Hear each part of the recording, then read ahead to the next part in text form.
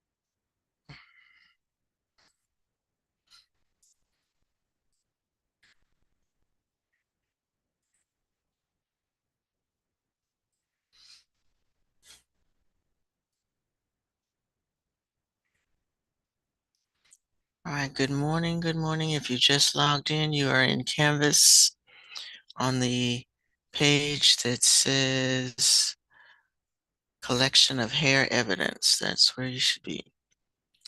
A couple of people who just logged in.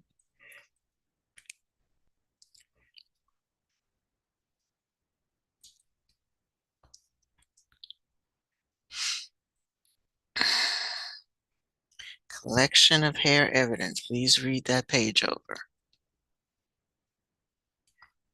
It looks like most of you have turned in all of your assignments, the three required assignments. I'll get those checked today. But if you haven't, if you're one of the few people who haven't, please make sure you get those turned in, because as of today, they'll be late. All right, let me just.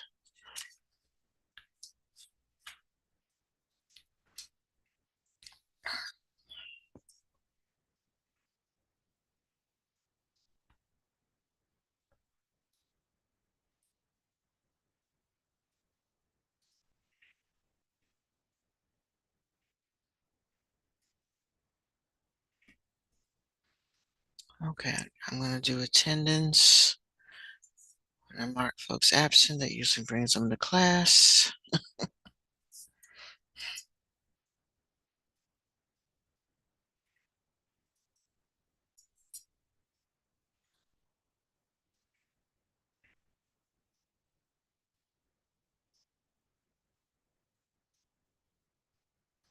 All right, so again, I'm looking at Go Guardian. Some of you are not reading.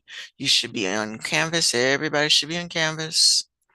You should be on the page, on the module that says hair sample collection, collection of hair evidence. That's where everybody should be. Everybody.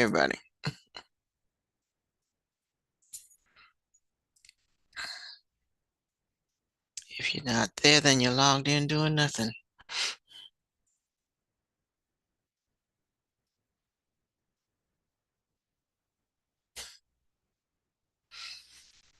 Okay, I got these two trying.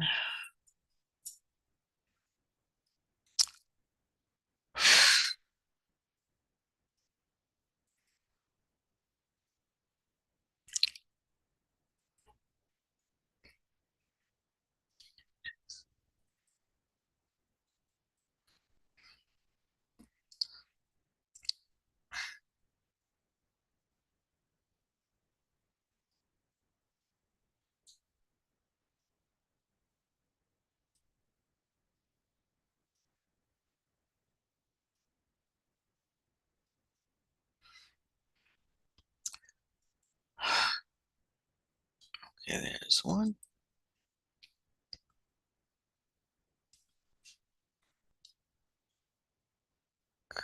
Yeah, there, I guess. All right, good morning, Jonathan. We're in Canvas on collection of hair analysis.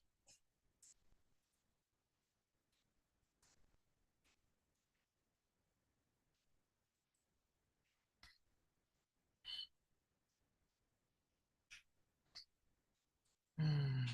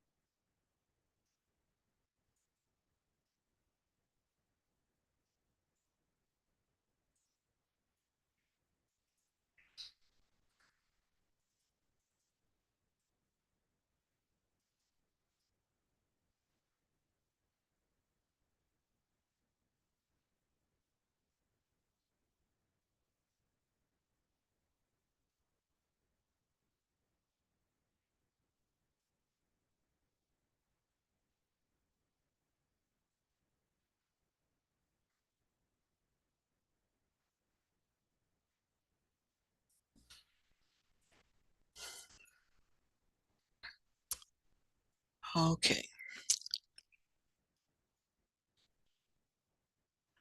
so now on the attendance. See if the other folks will pop up in a minute.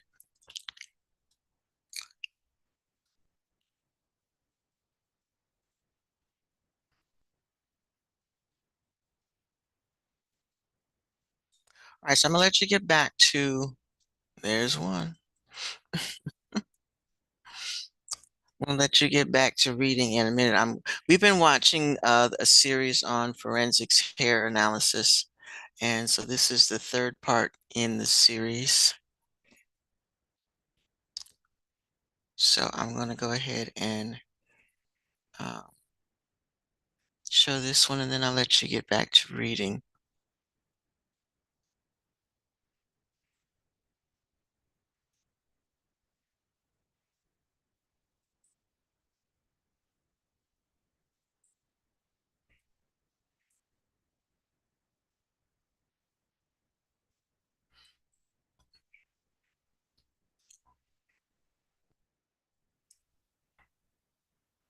All right, so take a minute from the reading.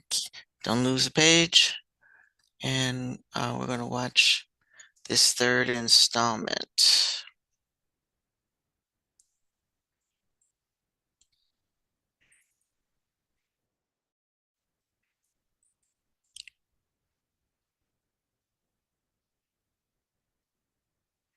As if she'll go.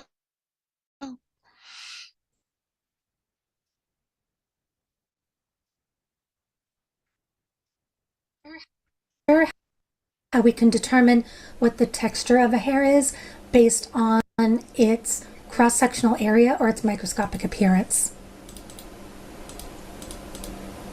So hair shape and texture. Hairs can be straight, they can be curly, they can be kinky curly, which is a really tight coil, depending on the cross-sectional diameter. And what we're looking at is the shape of the hair in cross-section. Usually we're looking at something that's rounded, oval, or a crescent moon shape. Now that crescent moon shape is quite exaggerated, and if we were to look at it in reality, it would look something more like this, where we have a flattened edge. And I'll talk a little bit more about that in just a moment. So by straight hair, we mean hair that is like pin straight, stick straight. We're talking about the natural Whoa. texture of the hair before any chemical or heat processing. It's very easy, well, not necessarily easy, but it's something that is certainly possible to straighten hair chemically or with heat using a flat iron. but that doesn't change the cross-sectional shape of the hair itself. All right. People go out and they get like those keratin treatments and things. That only works on the hair that's outside the scalp. And once that hair continues to grow out, it goes back to its original texture. Alrighty. So this is the cross-sectional shape of 3 different hairs of 3 different textures. All right. Let's talk about these 3 for just a moment. So this first one that we're looking at is quite round in shape. Second one we have is a little bit more oval. I'm going to refer to this one as number 1. Our second one here in the middle, and then our third one has that flattened edge. All right, so this hair would be very, very straight, like pin straight. What one typically thinks of as the hair that somebody might have if they're of full-blooded Asian or Native American descent. All right. In the middle, we have this oval shape. This would be hair that's wavy or has a little bit of a curl to it. And then our third one would have a very extreme curl. I'm going to talk to you about why that happens. If you've ever used at the holidays curling ribbon, like you're wrapping up packages and you have that ribbon that has like little ridges on it, and you can run a pair of scissors along it and it curls up, that functions very similarly to what's happening here. This flat edge is like the edge on that ribbon that we've run our scissors along. It makes there be additional tension on that side, which then causes the curl to form in that direction. All right, so this curl would form in a downward direction here. The other thing I want to point out on these hairs is the density of the melanin. Alrighty, so that's something that you can really only see in cross-sectional shape. If we look at this first hair, we have very, very dense melanin. This area of clearness in the center, that's actually where the medulla is.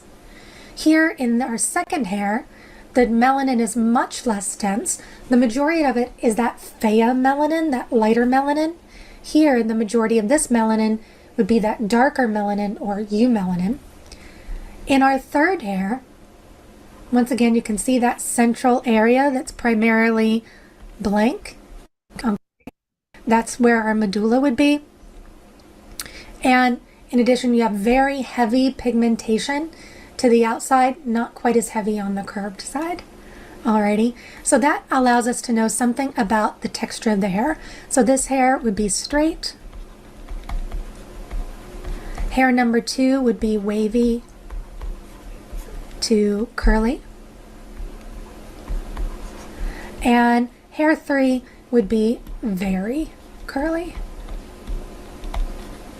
Alrighty, so that gives you an idea of how we can determine texture based on what we're seeing in the microscope.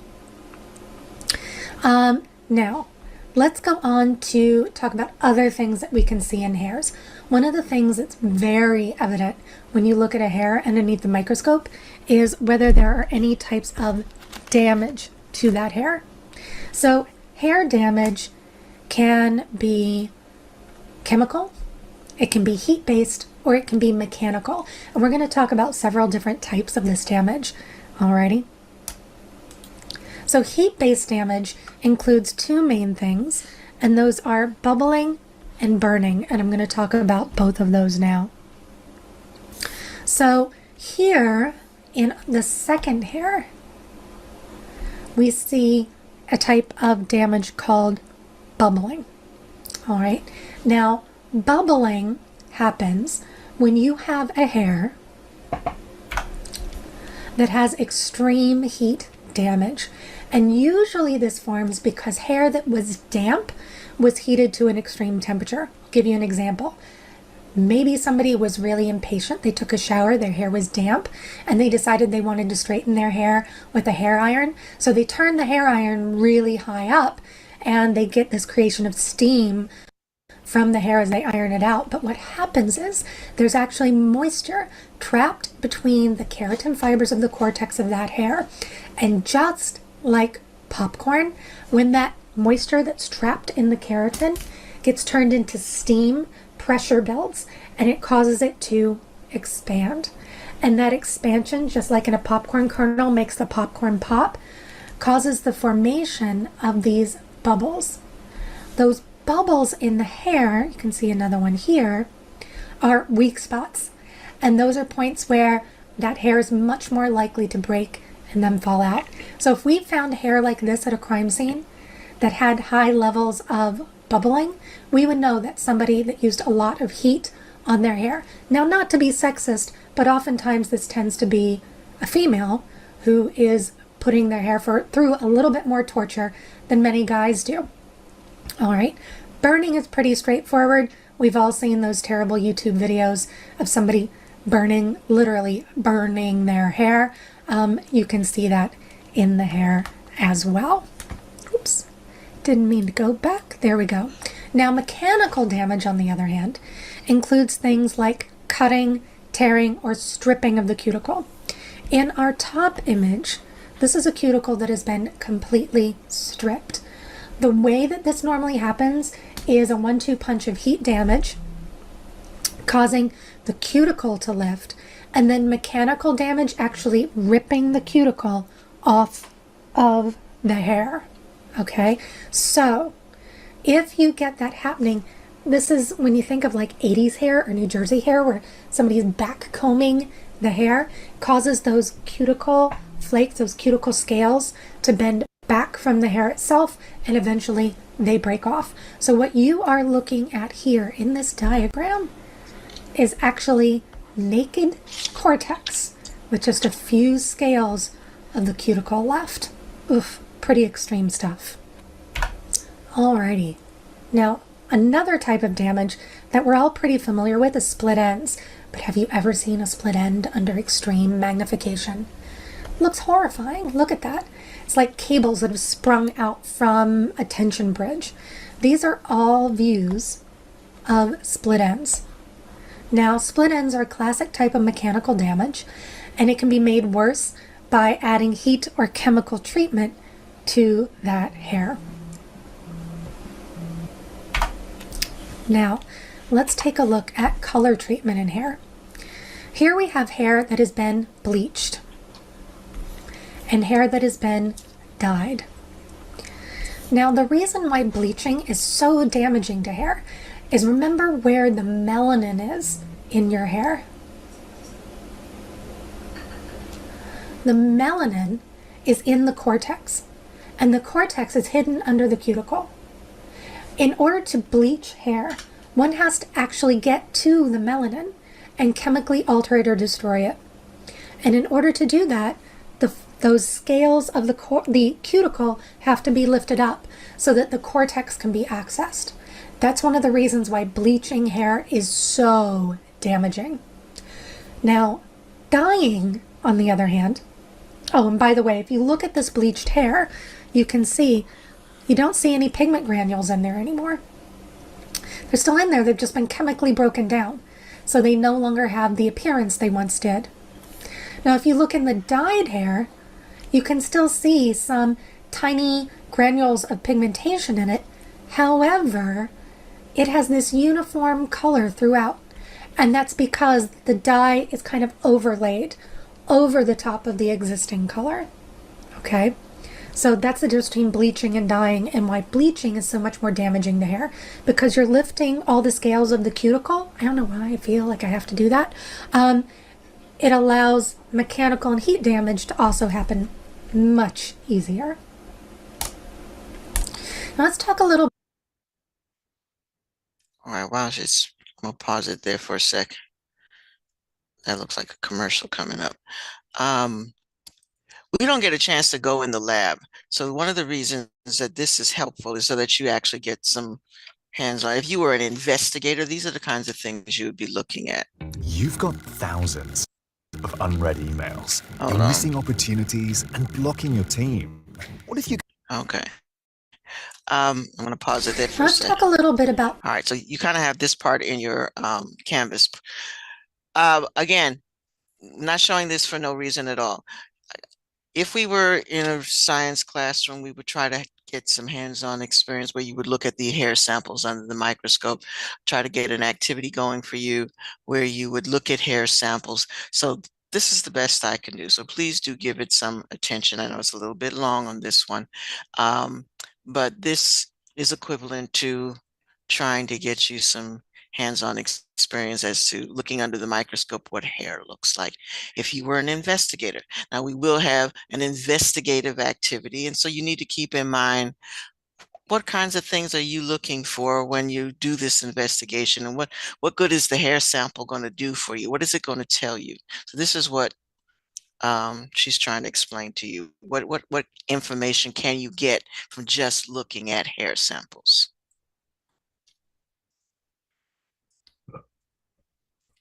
The growth cycles of the hair. So hair actually grows in cycles. Hair follicles grow in these repeated cycles, and one hair cycle can be broken down into 3 phases: anagen, catagen, telogen. Alrighty. So anagen is considered to be the growth phase of the hair. Catagen is kind of an in-between resting phase, and telogen is the death phase of the hair.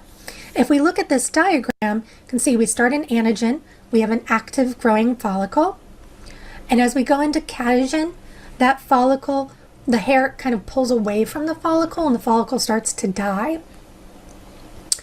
As that kind of pull away from the follicle continues, the hair goes into telogen, and once the hair goes into telogen, a new hair will start to grow underneath it in its own anagen phase, which will then push the original hair out. And at that point, you would have a new hair taking its place. And this happens constantly. And the interesting thing is that every hair on your head, I mean, thank goodness, does this independently of one another. All right? Think about how horrifying it would be if all your hairs were on the same cycle. You go walking down the hallway, you get goose pimples up the back of your neck, and then all of a sudden, all of your hair falls out. That would be a nightmare. Now, this is also why people go bald, because if you have a hair that enters into telogen and there's no anagen hair to take its place, well, that's when you've started losing your hair. Now, hair growth can be affected by lots of things: nutrition, genetics, hormones can also affect it. It's one of the reasons why when women go through pregnancy, a lot of times their hair will change. So there's a lot of things that can affect these growth cycles of your hair. So anagen, once again, is where we're actively growing. This usually lasts for 2 to 6 years, and that's also genetic. If you have a short hair growth cycle, that means your hair will never get terribly long. You might know somebody that no matter what they do, they just can't get their hair past their shoulders. And you might also know someone who seems like their hair grows like 1 inch a month and their hair is down past their butt. Okay? They have a longer growth cycle. At any given time, 85% of the hairs on your head are actively in anagen, actively growing. Catagen is the next phase. It's also the shortest phase. It only lasts 1 to 2 months.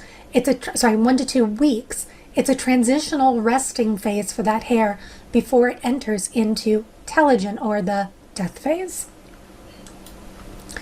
Now, a telogen hair is one that is actively dying and it's ready to fall out. It usually lasts for 5 to 6 weeks. And during that time, that new anagen hair is growing underneath it, getting ready to push it out from the follicle or from the scalp. Now, everybody's hair generally grows about 0.5 millimeter per day, or 1 centimeter per month, or approximately 0.5 inch per month, or about 10 centimeters to about 5.5 inches a year. Not bad. Now, when we look at the root of a hair, this is where the hair growth cycle becomes important, because the roots of human hairs look different based on whether that hair was forcibly removed or if it's a telogen hair and naturally fell out. If you've ever woken up in the morning and found hairs on your pillow, or when you brush your hair, there's hairs in the brush, Don't get alarmed. Those are just hairs you were going to lose from telogen anyway. Okay? Those were going to fall out anyhow. You're just helping them along. If we find hairs that have been forcibly removed, where we can see segments of the follicle tissue on them, all right, that tells us something very different. Think for a moment.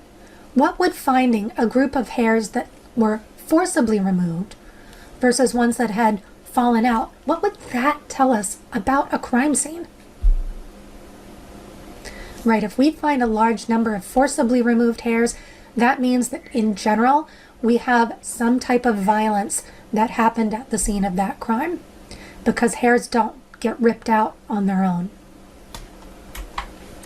Now, let's talk a little bit about hair comparison, talking about in terms of forensics. When we find hairs at a crime scene and we decide, okay, it's time for us to start examining them, what do we look at? We look at the color of the hair, but remember, that can be changed with dyes. We look at the length of the hair. Remember, that can be changed by cutting it. We look at the diameter of the hair. That generally won't change no matter what you do to it. We look at the distribution, shape, and color intensity of the pigment granules. And remember, if we have hair that's been dyed, we have color that's in the cuticle and the cortex. Cortex should have color, cuticles shouldn't. So if you see color in the cuticle of the hair, you know that hair's been dyed. We also look and see if we've had any bleaching, see if there's a distinct absence of pigment, because unless someone has albinism, they will have some pigment granules in their hair. By the way, albinism is a complete absence of pigment from any of the body tissues. We also look at the scale types. This is where we get into human versus non-human species. Humans all have that imbricate scale pattern. Other animals or other mammals can have all sorts of different patterns. We look and see if the medulla is present or absent. We'll also look at the type and the pattern of that medulla. And finally, we will look at the medullary index for that hair.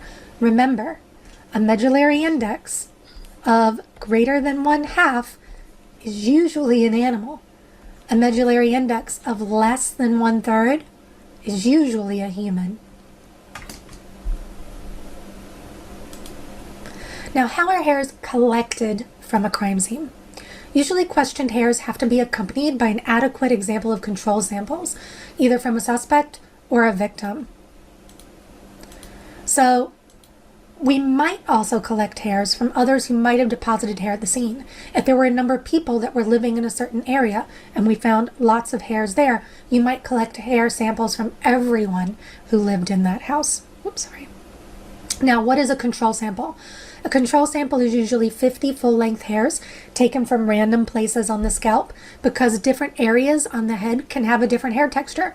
Me, for example, I have gently wavy, naturally wavy hair, but at the back of my head, like just up from the nape of my neck, it's crazy. I have like one patch of hair, it's about the size of an orange, that's super curly. And oftentimes people will have a difference in texture of hair just on different locations on their scalp. You might have that too. Usually they'll also take 25 full-length body hairs, which means hairs from the arms, legs, etc. And that's it for hair analysis today. We're going to be looking at a few case studies in hairs and talking a little bit more about their application and the dangers of putting too much stock in hair evidence in some classic FBI cases. Thanks. Alrighty. Okay. So like I said, that was a little long, but the end part was what you needed to know: why you collect hair samples and what you're looking for when you're collecting hair samples, or what kind of evidence does that give you. So she talked about these three things here. So again, if you haven't finished reading Canvas, please go back and read this page on Canvas and pay particular attention to this section right here, as far as hair growth, how it grows, and identification and comparison. We only have a few minutes left to class, so make sure that if you came in late, as some of you did, you need to make sure that you have read this page on collection of hair evidence and take note of the vocabulary. So again, like we've been trying to have all of these investigative activities, there'll be one where collecting hair evidence will be a crucial part of your investigation. All right. So I'm going to stop sharing so I can change my attendance on the late folks. Any questions before you go out? Again, if you haven't done the other 3 assignments, please make sure those are in as well.